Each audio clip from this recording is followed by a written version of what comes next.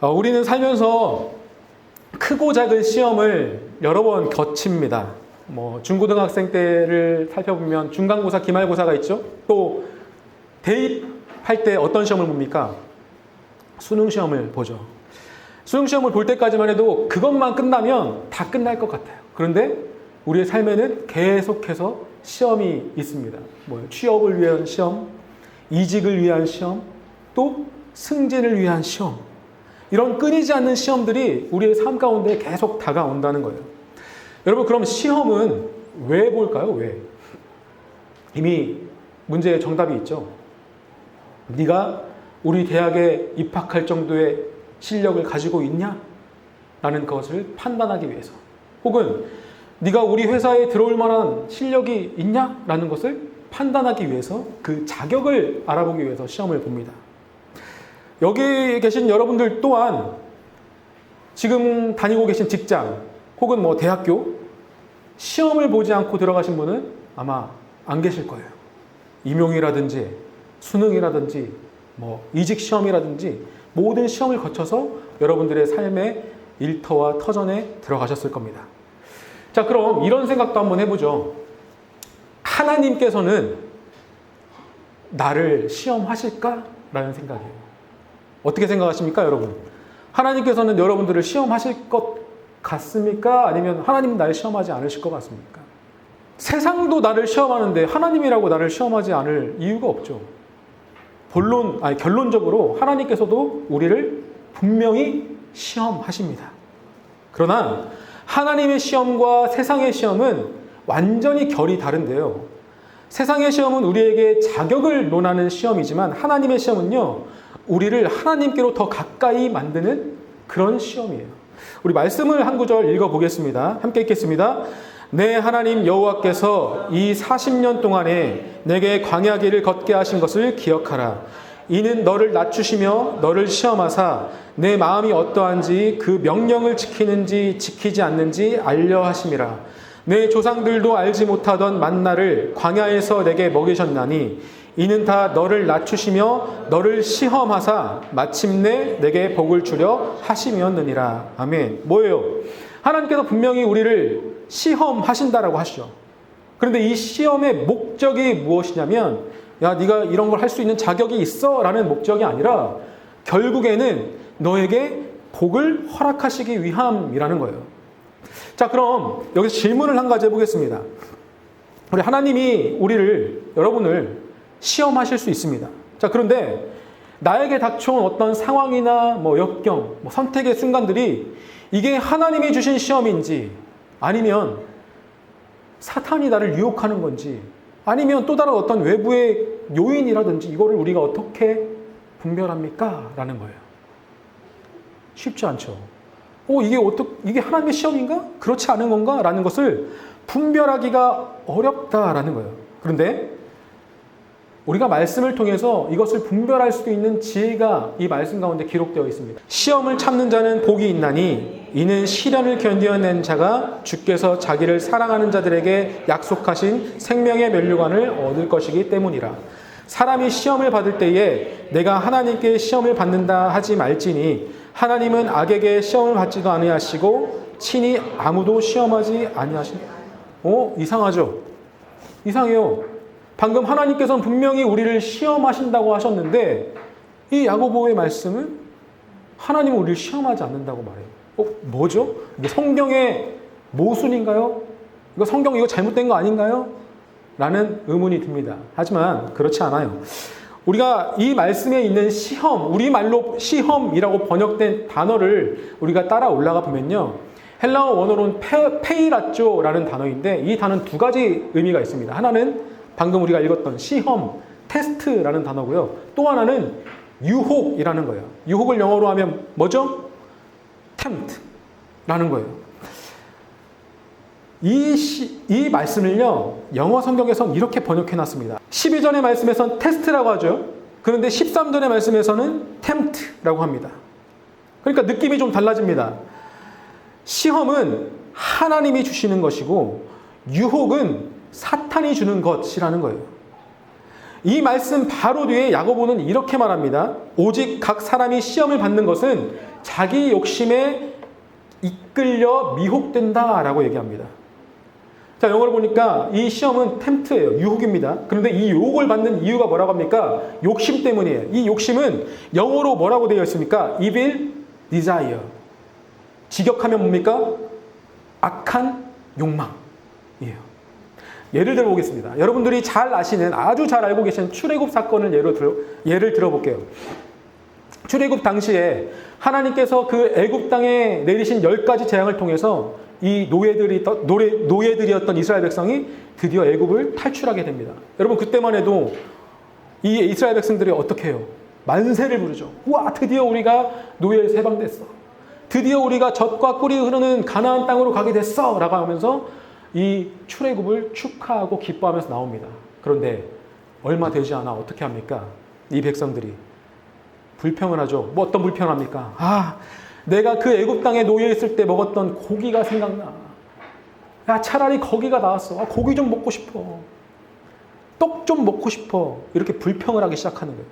근데 하나님이 참 인자하시죠.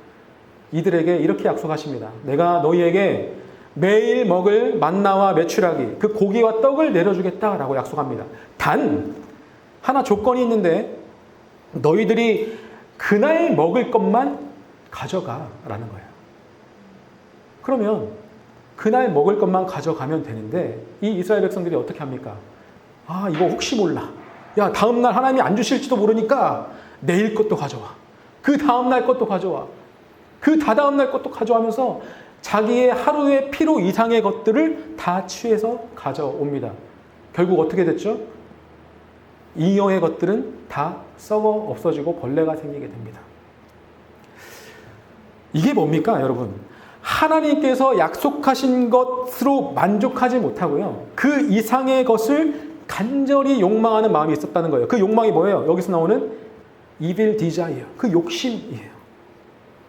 여러분, 이것은 어쩌면 하나님의 아주 간단한 테스트였습니다. 그냥 너희 오늘 먹을 것만 가져가 라는 테스트였어요. 내일 일을 위해서 염려하지 마 라는 테스트였어요. 그러나 어느 순간 내 생각과 내 판단과 내 욕심이 드러나는 순간 이 하나님의 시험이 무엇으로 변질됐냐면 사탄의 유혹으로 변질되어 내가 그곳에 끌려가게 됐다는 거죠. 여러분, 이와 똑같은 상황이에요. 똑같은 상황에 다르게 반응했던 사람이 있다는 거 여러분들 아시죠? 모세. 이와 똑같은 상황에 모세도 있었어요. 근데 그 모세는 어떻게 반응했습니까? 하나님이 하신 말씀 그대로 행했어요. 오히려 그렇게 하는 이스라엘 백성들을 향해서 너희들 왜 그렇게 하니? 너희들 그렇게 하면 안 돼! 라고 하면서 이 하나님의 테스트에 소위 말하는 통과했던 모세도 있었다는 거예요. 같은 상황에 어떻게 반응하고 어떻게 생각하는지가 이 하나님이 주신 시험으로 가는 것이냐, 하나님께로 더 가까이 가는 길이냐, 아니면 사단의 유혹에 빠지는 길이냐를 내가 선택했다라는 겁니다. 하나님의 약속된 말씀을 나에게 닥친 어떤 상황보다 더 크게 여기면 이것은 내가 하나님께로 더 가까이 갈 수 있는 하나님의 시험이 되고요. 어떤 상황에 닥쳐진 문제나 사건이 하나님의 약속된 말씀보다 더 크게 여겨지면 이것이 사탄의 유혹으로 내가 하나님과 더 멀어지게 되는 사건이 된다는 것입니다. 여러분들이라면 이런 상황이 닥쳤을 때 어떤 것을 선택하시겠습니까? 오늘 우리는요, 이 시험과 유혹 사이에 반응했던 한 사람의 이야기를 조금 더 살펴보려고 합니다. 그 사람은 바로 우리가 너무나 잘 알고 있는 아브라함입니다. 먼저 그에게 어떤 일이 일어났는지를 우리가 살펴보려고 하는데요. 우리 본문 말씀 1절, 2절 말씀 함께 읽도록 하겠습니다. 시작. 그 일 후에 하나님이 아브라함을 시험하시려고 그를 부르시되 아브라함아 하시니 내 아들 내 사랑하는 독자 이삭을 데리고 모리아 땅으로 가서 내가 내게 일러준 산 거기서 그를 번제로 드리라. 오늘 말씀이 어떻게 시작합니까? 그 일 후에라고 하고 있죠. 자, 그렇다는 것은 이 22장 1절 이전에 그 일, 어떤 일이 일어났다라는 거예요. 그 일들은 무엇이냐면 아브라함이 그 어떤 그 왕에게 자기가 해를 당하지 않기 위해서 아내였던 사라를 이 사람 내 아내가 아니고 누이예요 라고 거짓말했던 일, 또 하나님이 분명히 사라와 너를 통해 아들 이삭을 허락하시겠다 말씀하셨지만 그것을 신뢰하지 못하고 하갈을 통해 이스마엘을 낳았던 일. 결국에 하나님께서는 약속하신 대로 아브라함의 나이 99세에 아들 이삭을 허락하셔서 아들 이삭이 태어났던 일. 그래서 이 아브라함과 아들과 사라는 브엘세바라는 땅에서 계속 평안하게 살아갔던 그 일이 바로 21장까지의 말씀이에요. 바로 이 일 후에 어떤 일이 일어났냐면 하나님께서 바로 아브라함을 시험하시는 거예요. 어떤 시험입니까? 네 사랑하는 아들 독자 이삭을 번제로 바쳐라 라는 거예요. 여러분, 번제는 뭡니까? 번제는 저는 이렇게 외웠어요. burn 하면 태우다잖아요. burn 영어로. 태우는 제사예요. 맞아요. 태우는 제사입니다. 그러니까 아들 이삭을 불에 태워 제사 드려라 라는 시험을 주셨다라는 거예요. 여러분, 성경책 가지고 계신 분 6절 말씀 한번 보시죠. 6절 말씀을 보니까 어떻게 되어 있습니까? 이삭에게 그를 태울 나무짐을 지웠다라고 하죠. 자, 이것을 보면요, 이삭이 나무짐을 질 수 있는 나이라는 거예요. 여러분, 지게를 생각해 보셔요. 지게. 이 지게에 사람을 불로 태울 정도의 나무를 쌓아서 질 수 있는 그 나이. 여러분, 우리 비전부 아이들이 이 지게를 질 수 있겠습니까? 만 4세, 5세입니다. 못 지죠. 절대 못 집니다. 적어도 우리 시은이 정도 나이는 돼야 좀 근육도 붙고 힘도 있어서 자기를 태울 만한 나무짐을 질 수 있을 거예요. 시은이 지금 몇 살이죠? 16살. 저 정도 나이는 돼야 된다는 거예요. 자, 그러니까 아브라함이, 우리가 이렇게 상상해 볼 수 있는 거예요. 아브라함이 이 아들 이삭과 함께 했던 세월이 적어도 10년 이상은 됐다라는 거예요. 여러분, 여기 계신 아빠들은 아실 겁니다. 처음에 자식이 나오면 이런 생각 먼저 해요. 아, 이렇게 못생긴 이 찰흙덩어리가 내 아들이라고? 내 딸이라고? 라는 생각하게 됩니다. 그런데 어느 순간부터 나에게 부성애가 생겨요. 그게 어느 순간부터입니까? 하루하루 한 해 한 해 키워가면서 내가 이 자식을 향한 부성애 혹은 모성애가 생긴다는 거예요. 10년 이상이에요. 아브라함이 소위 말하는 늦둥이를 낳고 10년 이상을 함께 키우면서 살아갔던 이 세월, 이 부성애가 극에 달해 있을 이 세월에 어떤 마침표가 찍히는데 그것이 바로 오늘 말씀. 너 그 아들 번제로 바쳐라는 거예요. 그러니까 죽여라는 거예요. 상상은커녕 생각조차 하지 않았던 상황이 이 아브라함에게 닥쳤던 겁니다. 여러분, 이 말씀을 들었을 때 아브라함의 마음은 어땠을까요? 부인하고 싶지 않았을까요? 아, 이건 거짓말이야. 하나님이 나를 이렇게 사랑하시는 분인데 어떻게 나에게 이 아들 이삭을 바치라고 할 수가 있어? 이런 마음 들지 않았을까요? 그런데 아브라함이요, 이 상황에 어떻게 반응하는지 말씀을 통해 함께 읽어보도록 하겠습니다. 함께 읽겠습니다. 아브라함이 아침에 일찍이 일어나 나귀의 안장을 지우고 두 종과 그의 아들 이삭을 데리고 번제에 쓸 나무를 쪼개어 가지고 떠나 하나님이 자기에게 일러주신 곳으로 가더니, 여러분, 아브라함이 어떻게 반응합니까? 그 다음 절이죠. 바로 아브라함이요, 이 일을 즉각 실천에 옮겨요. 왜요? 아침에 일찍이 일어나 이 일을 했다고 해요. 직접 번제에 쓸 나무를 쪼개서요, 이삭에게 지우고 그 길을 떠나기 시작합니다. 뭐 가타부타 말이 없어요. 그렇게 길을 떠나는데요, 여러분, 이런 사실이 있습니다. 이 브엘세바에서부터 하나님이 일러주신 모리아 땅, 그곳에 있는 산까지의 거리가요, 약 70km입니다. 직선 거리로. 여러분, 건장한 성인 남녀가 하루 동안 걸을 수 있는 그 거리는 대략 20에서 30km입니다. 근데 사실 그것도 많아요. 왜냐하면 지금 이 아브라함과 이삭은 어떻게 가야 되는 거예요? 이삭을 불에 태울 짐을, 이 지게를 지고 가야 되고요.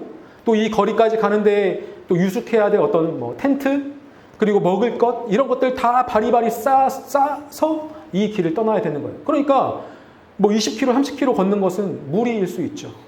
그래서 이 다음 구절을 보니까 이렇게 기록해요. 제3일에 아브라함이 눈을 들어 그곳을 멀리 바라본지라. 여러분 3일 동안 걸었는데도요 아직 도착을 못했어요. 왜요? 3일을 꼬박 걸어서야 저 멀리 모리아산이 눈에 보이는 거예요. 그렇죠? 여러분 이 상황을 한번 상상해 보자고요. 차라리 그냥 하나님께서 차라리 이렇게 시험하셨으면 좋았을 것 같아요. 아브라함아, 너 지금 그 자리에서 당장 아들 이삭을 나에게 번제로 바쳐라 라고 했으면 뭐 생각할 것도 없고 뭐 선택할 것도 없고 그냥 그 자리에서 바로 야 하나님이 너 바치래 하면서 죽여서 번제로 바쳤으면 좋았을 일이에요. 그런데 아브라함에게는 뭐가 있는 거예요? 지금 이 여정이 있는 거예요. 이 아들 이삭과 함께 3일 이상을 계속 동행해야 하고 같이 먹어야 하고 마셔야 하고 잠을 자야 되는 이 세월이 있었다라는 거예요. 여러분 그때까지 이 세월까지 오면서 아브라함에게는 어떤 생각이 있었을까요? 아 이거 거짓말이어야 되는데 아 이게 진짜 맞아? 하면서 어떤 생각이 들렸을까? 사탄은 계속 유혹했을 겁니다. 야 이거 아니야 하나님의 시험 아니야. 너 지금이라도 당장 아들 이삭과 함께 돌아가. 너 좋았잖아. 10몇 년 동안 아들과 함께 살았던 그 날들 얼마나 좋았어. 야 설마 하나님이 이런 시험을 했을까? 야 돌아가 라는 이런 유혹들이 없었겠습니까? 하지만 아브라함은 하나님의 말씀하신 대로 뚜벅뚜벅 그 길을 계속 걸어갑니다. 그래서 드디어 모리아산에 며칠에 걸려 도착해 이삭을 결박하고 나무를 태울 준비를 하고 칼을 손에 듭니다. 그리고 이 칼로 아브라함이 이삭을 찔러 죽이려는 순간 하나님께서 어떻게 하십니까? 잘 아시죠? 이렇게 말씀합니다. 아브라함아 아브라함아. 야, 잠깐만도 아니에요. 2번이나 불러요. 아브라함아 아브라함아. 야 멈춰. 너 그 아이에게 손대지 마. 야, 그 아들 이삭에게 손대지 마. 라고 얘기합니다. 얼마나 급박한 상황인지 아시겠죠? 여러분, 아브라함이요. 이 사흘이 넘는 시간 동안 이 여정을 온전한 하나님의 시험으로 받아들일 수 있었던 그 이유가 훗날 히브리서 기자는 이렇게 기록하고 있어요. 우리 함께 읽어보겠습니다. 그가 하나님이 능히 이삭을 죽은 자 가운데서 다시 살리실 줄로 생각한지라. 아멘. 뭐예요? 아들을 내 손으로 죽여야 한다는 그 고통과 고뇌보다요. 뭐가 앞섰던 겁니까? 하나님께서 아브라함에게 무엇을 약속했었어요? 그 전에. 네 아들 이삭을 통해 너의 자손을 대대로 허락하겠다. 결국 네가 열국의 아버지가 되겠다. 라는 약속의 말씀을 하나님께서 하셨죠. 그 약속의 말씀이 아브라함에게는 더욱더 신뢰한 것, 더욱더 믿음으로 가지고 있었던 것이라는 거예요. 여러분 집에 손님 초대해 보신 적 있으시죠? 저희도 저희 가정도 누군가를 손님을 초대하는 약속을 잡고 나면요 굉장히 분주해지고 그날을 기다립니다. 왜요? 그 손님이 오기 전까지 지저분한 집을 청소하고 또 짐도 정리하고 또 심지어 저는 그 손님에게 무엇을 대접해야 할지 어떤 레시피까지 생각하면서 재료들도 준비해서 그 한 날에 온전히 집중해서 가족이 살아갑니다. 그 약속의 날을 위해서. 왜요? 약속했으니까요. 마찬가지예요. 이 아브라함이요 오늘날 믿음의 조상이라고 불리죠. 믿음의 조상이라고 불리는 이유는 단순히 아들 이삭을 하나님께 바칠 정도의 믿음이 있어 라는 것이 아니라 아브라함은 하나님께서 하신 약속의 말씀을 믿었다라는 거예요. 그래서 그 말씀에 사로잡혀 있었기 때문에 내가 아들 이삭을 바쳐도 하나님께서 하신 약속의 말씀대로 성취하시기 위해서 이 아들을 다시 살리실 거야 라는 이 믿음이 있었다라는 겁니다. 우리의 삶도 그러해야 해요. 하나님을 믿는다고 하는 것이요 그분의 하신 약속의 말씀을 믿는다라는 거예요. 방금 저희 가족 예를 들었죠. 아마 저희 가족뿐만 아니라 여러분들 또한 누군가를 집으로 초대하거나 또 그런 약속을 잡았을 때 그 약속의 날을 위해서 굉장히 분주하게 움직이실 겁니다. 집도 청소하고 음식도 장만해야 하고 무엇을 대접해야 될지 생각하면서 그 약속의 날을 위해 살아가실 거예요. 그러면 그리스도인들의 삶은 뭐예요? 다시 오시겠다고 하신 약속을 하신 분이 누구십니까? 예수 그리스도. 그분께서 이 땅에 다시 오시겠다고 약속하셨어요. 그러면 우리 그리스도인들의 삶은 어떤 삶이냐 하면 그분이 오시는 그 약속의 날을 준비하고 기다리는 삶이 바로 이 땅에서의 우리의 삶이라는 겁니다. 언제부턴가 우리들은 하나님을 이렇게 생각하고 있는지 몰라요. 나의 모든 문제와 고통과 이런 고난을 해결해 주시는 분, 그런 슈퍼맨이라고 생각하고 있는지 모릅니다. 하지만 하나님은요, 그런 추상적인 분이 아니에요.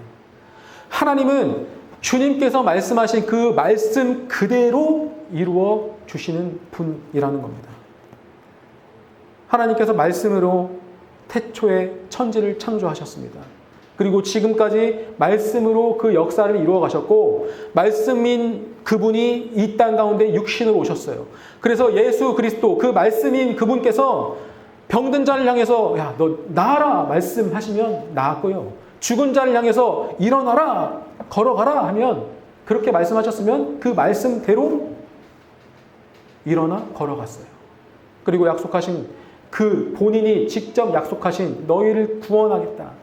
내가 이 세상의 모든 죄를 짊어지고 십자가에서 죽어야 너희가 하나님과 함께 동행할 수 있는 그런 사람들이 된다라는 약속을 성취하시기 위해서 십자가를 향해 뚜벅뚜벅 걸어가셨습니다. 그리고 그 십자가에서 약속의 말씀을 성취하시면서 뭐라고 말씀하셨습니까? 마지막에 다 이루었다 라고 말씀하셨죠. 그리고 우리에게 하신 마지막 약속이 내가 다시 오겠다라는 거예요. 성도 여러분, 삶에 당연히 다가옵니다. 고난과 역경, 또 원치 않는 상황들의 연속이, 그런 시험들이 우리에게 다가올 때 하나님께서는 우리에게 이렇게 약속하신 것이 있어요. 함께 읽어보겠습니다. 자기 아들을 아끼지 아니하시고 우리 모든 사람을 위하여 내주시니가 어찌 그 아들과 함께 모든 것을 우리에게 주시지 아니하시겠느냐. 아멘. 여러분, 이 말씀이요, 우리에게 허락된 말씀이라는 거예요. 세상 속에서 살아갈 때 사탄은 끊임없이 우리를 낙심하게 만들 거예요. 하나님보다 내 힘을 더 의지하게 만들 거예요. 내 돈, 내 권력, 내가 가지고 있는 어떤 것으로 어떤 것을 다 해결할 수 있다라고 얘기할 겁니다. 그런데 그럴 때마다 우리가 바라봐야 될 것은 바로 이런 약속의 말씀이에요. 그럴 때마다 내가 이길 수 없는 것, 이길 수 있는 것이 있다 할지라도 우리가 이 약속의 말씀을 보고 선포해야 되는 거예요. 나는 하나님이 하신 약속의 말씀을 붙들고 살리라. 나를 위해 십자가에서 모든 유혹을 이기신 그 예수 그리스도의 약속을 믿고 내가 살리라 라는 선포가 우리에게 있어야 한다는 겁니다. 모든 상황 속에서 그 상황이 나에게 시험이 될지 혹은 유혹이 돼서 나를 넘어뜨리게 될지 이것을 선택할 수 있는 유일한 것은 바로 이 하나님의 약속의 말씀이라는 겁니다. 그래서 우리가 이 약속의 말씀을 읽어야 한다는 거예요. 마지막으로 이 아브라함의 시험이 어떻게 마무리되었는지 우리가 한번 말씀을 읽고 이 말씀 마치도록 하겠는데요. 우리 마지막 말씀 함께 읽어보도록 하겠습니다. 아브라함이 그 땅 이름을 여호와 이레라 하셨으므로 오늘날까지 사람들이 이르기를 여호와의 산에서 준비되리라 하더라. 아멘. 여호와 이레입니다. 무슨 뜻이에요? 하나님께서 친히 예비하셨다. 하나님께서 친히 준비하신다라는 뜻이에요. 여러분, 우리 그리스도인들 정말 하나님을 내가 믿는다라고 하는 사람들의 삶이 바로 이런 삶입니다. 여호와 이레를 믿는 삶. 이번 한 주 그리고 앞으로 우리가 살아가는 모든 나날들 중에서 우리가 이 약속의 말씀을 붙들고 살면서 늘 하나님이 우리에게 준비시켜준 삶, 늘 하나님이 우리에게 예비시켜준 그 무엇을 우리가 소망하고 또 기대하는 마음을 가지고 능히 버텨내고 이겨내는 삶을 사시기를 이 시간 주님의 이름으로 축복합니다.